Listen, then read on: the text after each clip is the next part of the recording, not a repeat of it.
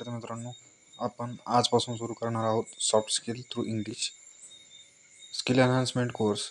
FYBAचा SECचा जो पेपर आहे त्याच्यामध्ये SEC इंग्लिश हे आपण बघणार आहोत आणि त्याचा फर्स्ट सेमिस्टरचा सिलेबस आजपासून आपण अभ्यासणार आहोत. तर त्याचा सिलेबस काय आहे ते आजच्या व्हिडिओमध्ये बघू. Contents semester first FYBA NEP 2020. इथं 3 जे चॅप्टर आहेत ते दिले आहेत. First, an introduction to soft skills, definition and nature, soft skill versus hard skill, importance of soft skill, types of soft skills. जे सॉफ्ट स्किल आहेत जे आपल्या व्यक्तिमत्व विकासामध्ये महत्त्वाचं योगदान देतात आणि जे शिकणं गरजेचं आहे. सॉफ्ट स्किल्स म्हणजे काय, तर ते आपण आपल्या पर्सनॅलिटीमध्ये ॲड करत असतो. जसं की कॉन्फिडन्स, नंतर लिडरशिप, हे कृतीतून दाखवता येतात असे सॉफ्ट स्किल. त्यांचं मग त्याची व्याख्या, त्याचं स्वरूप. सॉफ्ट स्किल काय, हार्ड स्किल म्हणजे काय, तर जे आपण स्कूल कॉलेज म्हणजे एज्युकेशन घेतो आणि डिग्री सर्टिफिकेट्स मिळवतो ते म्हणजे हार्ड स्किल. इम्पॉर्टन्स म्हणजे त्याचं महत्त्व काय, त्याचे प्रकार कोणकोणते हे आपण शिकणार आहोत. सेकंड चॅप्टर कोणता आहे, तर soft skills and personality development. सॉफ्ट स्किल्ससोबतच आपलं व्यक्तिमत्व विकास कसा होतो, personality development, positive attitude and self confidence, leadership skills, etiquette. Chapter third, emotional intelligence, meaning, definition and need for emotional intelligence. Intelligence quotient versus emotional intelligence quotient. Components of emotional intelligence, components of social intelligence.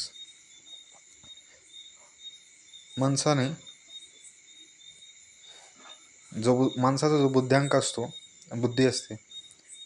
बुद्धिमत्ता असते, ती emotionally सुद्धा strong असली पाहिजे. आणि त्यासाठीच emotional intelligence म्हणजे काय, भावनिक बुद्ध्यांक किंवा बुद्धिमत्ता. भावनिक बुद्धिमत्ता कशी असावी आणि त्याच्या जोरावर आपण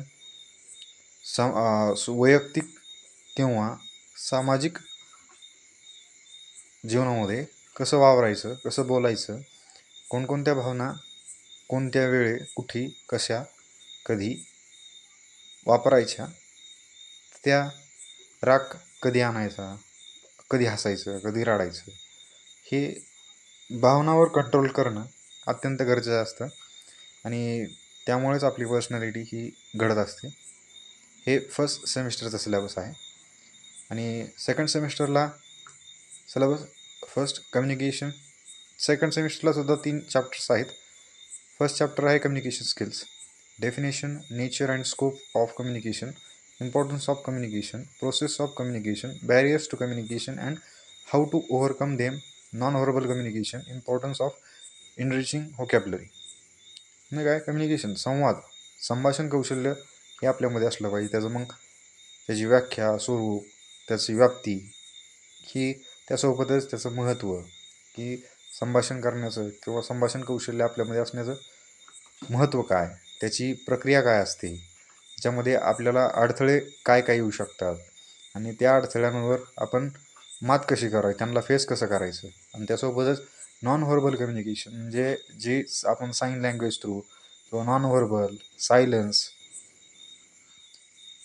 आपले गेस्चर, पोस्चर, बोलताना जे काय आपण बॉडी लँग्वेज वापरतो ती म्हणजेच काय, नॉन व्हर्बल कम्युनिकेशन.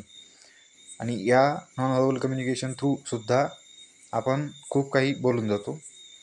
आणि जर व्हर्बल कम्युनिकेशन म्हणजे oral communication plus non verbal communication म्हणजे तुम्ही बोलताय आणि त्यासोबतच तुम्ही जर काही गेस्चर, पोस्चर, बॉडी लँग्वेज वापरताय तर ती एकदम इफेक्टिव्ह कम्युनिकेशन होऊन जातं. इम्पॉर्टन्स ऑफ इनरिचिंग व्होकॅब्युलरी म्हणजे आपली काही जे शब्दार्थ असतात इंग्लिशमधले, चांगले शब्दार्थ आपण वापरून आपल्या जर बोलण्यात ते वापरात आणले तर बोलण्याचा प्रभाव पडतो. आणि त्याचं महत्त्व काय हे आपण शिकणार आहोत. Second, presentation skills, kinds of presentation, types of presentations, use of audio visual aids, body language and voice modulations, stage presence and effective public speaking. Presentation skill हे विविध प्रकारे आणि विविध ठिकाणी आपल्याला वापरायला लागतं आणि ते आजच्या काळाची गरज बनली आहे. त्यामुळं हे प्रेझेंटेशन स्किल काय आहे आणि त्याचे प्रकार काय आहेत.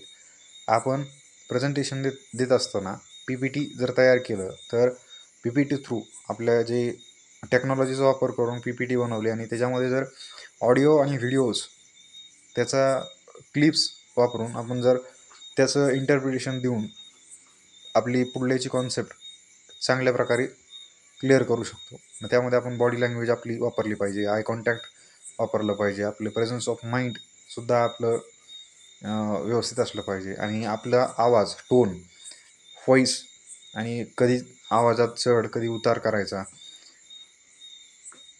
त्यातून आपली इफेक्टिव्ह पब्लिक स्पीकिंगसुद्धा दर्शवली जाते की जे ऑडियन्स आपल्यासमोर बसलेली असते पब्लिक, तर त्यांच्यासमोर कॉन्फिडंटली, नंतर मग व्यवस्थित आवाजामध्ये सुद्धा चढ उतार, रिदम असला पाहिजे, जेणेकरून आणि प्रेझन्स ऑफ माइंड असल्याने की पुढलं जे ऑडियन्स असेल ते बोर न होता आपलं ऐकेल आणि आनंदाने ऐकेल. थर्ड चॅप्टर काय आहे तर soft skills required for professional success, facing interviews, conducting meetings, time management, stress management, decision making skills, moral values, negotiation skills. हे विविध प्रकारचे प्रोफेशनल स्किल्स आहेत, सॉफ्ट स्किल्स. त्याच्यामध्ये इंटरव्ह्यू देण्यासाठी तयारी, त्यासाठी काय अडचणी येतात त्या आणि त्याच्यामध्ये आपण त्यासाठी कशी तयारी करायची, conducting meetings, time management, stress management आणि decision making, moral values, negotiation, म्हणजे की आपण आपला टाईम, आपला स्ट्रेस आपल्याला मॅनेज करता आला पाहिजे आणि आपण घेतलेले निर्णय घेण्याचं सुद्धा एक कौशल्य आहे आणि ते निर्णय घेण्याचं कौशल्य आपल्या स्वतःमध्ये विकसित करणं आणि त्यासोबतच मानवी मूल्य जपणं, नैतिक मूल्य जपणं हे सुद्धा आपलं काम आहे. आणि नेगोशिएशन जे आपण बार्गेनिंग करतो एखाद्या स्किलमध्ये, आपल्याला काही एखाद्या शॉपमध्ये गेल्यावर काही वस्तू घ्यायची तर त्यासोबत वाद घालून आपण ती किंमत कमी जास्त करण्यासाठी जे बोलतो त्याला म्हणतात नेगोशिएशन स्किल, ते असलं पाहिजे. हा आहे आपला सेमिस्टर फर्स्ट आणि सेकंडसाठीचा सिलेबस SECचा.